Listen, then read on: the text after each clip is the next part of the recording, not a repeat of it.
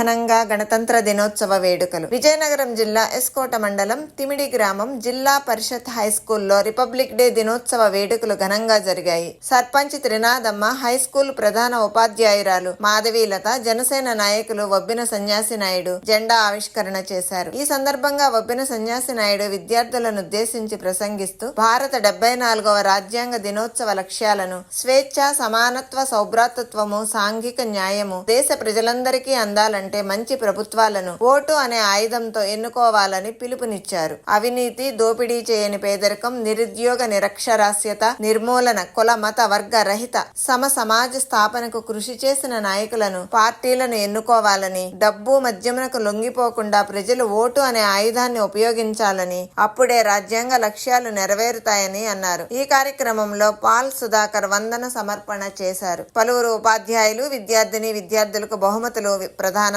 చేశారు. నన్న కన్న తల్లిదండ్రులకు, నాకు చదువు నేర్పి విద్యాబుద్ధులు జ్ఞానాన్ని ఇచ్చినటువంటి నా యొక్క ఉపాధ్యాయులకు ముందుగా ధన్యవాదాలు తెలియజేస్తూ, ఏదైతే భారత రాజ్యాంగం అంబేద్కర్ నాయకత్వంలో రచించబడిందో ఆ రాజ్యాంగ స్ఫూర్తిని, లక్ష్యాల్ని మనం మననం చేసుకోవాలి. మనకి ఏదైతే 1947 ఆగస్టు 15 స్వాతంత్రం వచ్చిందో ఆ స్వాతంత్ర్యం కోసం దేశభక్తులు వారి యొక్క ఉద్యోగాలు త్యాగం చేశారు, వాళ్ళ చదువులు త్యాగం చేశారు, వాళ్ళ ఆస్తులు త్యాగం చేశారు.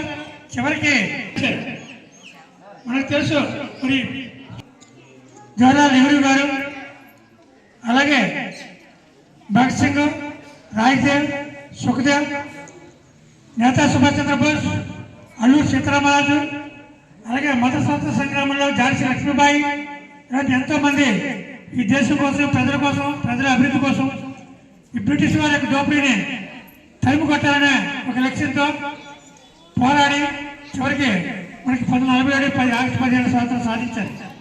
అయితే ఈ స్వాతంత్రం ఈ దేశాన్ని ఎలా నడిపించాలి, ఏ ప్రణాళికబద్ధంగా అభివృద్ధి చేయాలి అనే ఒక ఆలోచనతో మరి ప్రపంచం అన్ని రాజ్యాంగాల కన్నా ముందుగా మన రాజ్యాంగాన్ని మన భారత రాజ్యాంగ నిర్మాతలు రచించడం జరిగింది.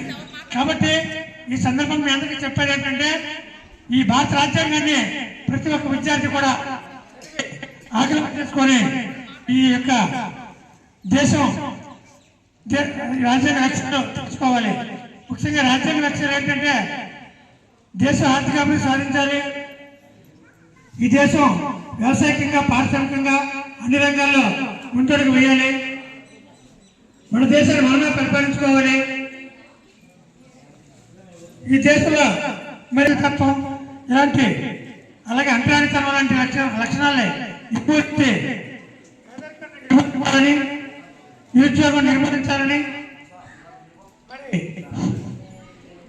ఈ యొక్క దేశం కోసం సుఖ శాంతులు లభించి దేశం కోసం ఈ యొక్క రాజ్యాంగ నిర్మాతలు గొప్ప రాజ్యాంగం రచించారు. దాంట్లో ముఖ్యంగా ప్రజాస్వామ్యాన్ని, లౌకికవాదాన్ని తెలియజెప్పారు. ప్రజాస్వామ్యం అంటే ఈ దేశంలో ప్రతి పౌరుడికి కూడా స్వేచ్ఛగా జీవించే హక్కుని కల్పించడం, అలాగే మరి ఏదైతే ఈ లౌకిక తత్వం ఉందో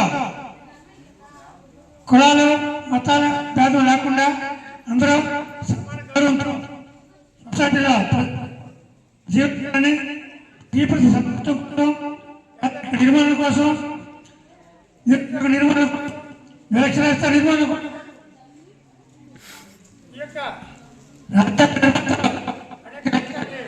రాజ్యాంగంలో పొందుపరచడం జరిగింది.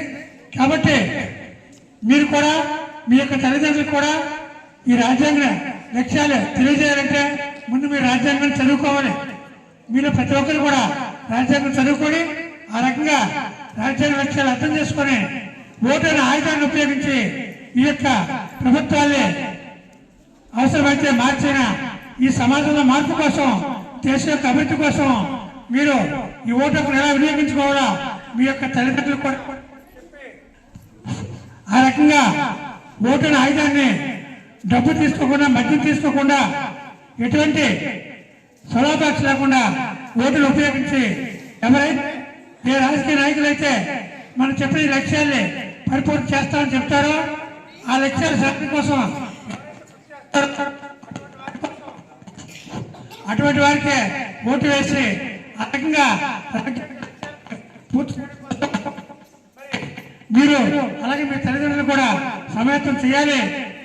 ఏ నాయకుడు అయితే పేదరికం నిర్మూలిస్తారో, నిరుద్యోగం నిర్మూలిస్తూ ఉంటారో, ఏ రాజకీయ పార్టీ అయితే మరి కులరైతే మతరైతే వర్గరైతే దోపిడీ అయితే సమాజాన్ని నిర్మిస్తారో, అవినీతి రైతు సమాజాన్ని నిర్మిస్తారో, సమాజం కోసం రాజ్యాంగ లక్ష్యాలు పూర్తి చేయడం కోసం మరి మీకు తెలుగులకు చెప్తే ఓటు రాజధాన్ని సక్రమంగా మంచి నాయకుల్ని, మంచి పార్టీల్ని, మంచి సిద్ధాంతంగా చెప్పి ఆ రకంగా మీ యొక్క తల్లిదండ్రులు మంచి నాయకులు చెప్పేసి మీ అందరూ కూడా తల్లిదండ్రులు చెప్పాలని మిమ్మల్ని కోరుకుంటూ